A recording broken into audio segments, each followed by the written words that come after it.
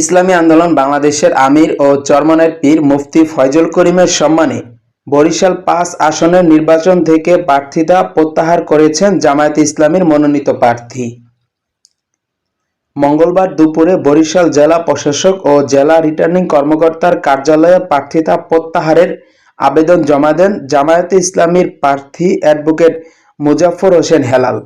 সাংবাদিকদের প্রশ্নের জবাবে তিনি বলেন, কেন্দ্রীয় সিদ্ধান্ত অনুযায়ী চরমনাই পীরের সম্মানে এই প্রার্থিতা প্রত্যাহার করা হয়েছে।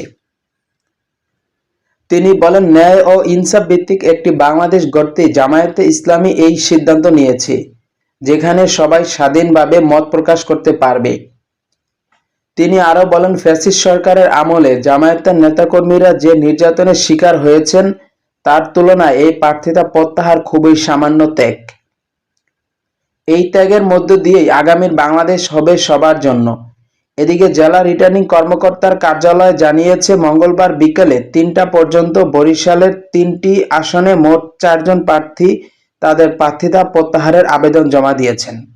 উল্লেখ্য, এর আগে রবিবার ইসলামী আন্দোলন বাংলাদেশের সিনিয়র নায়েবে আমির সৈয়দ মোহাম্মদ ফয়জুল করিমের নির্বাচনী আসনে কোনো প্রার্থিতা না দেওয়ার সিদ্ধান্ত নিয়েছিল জামায়াতে ইসলামী।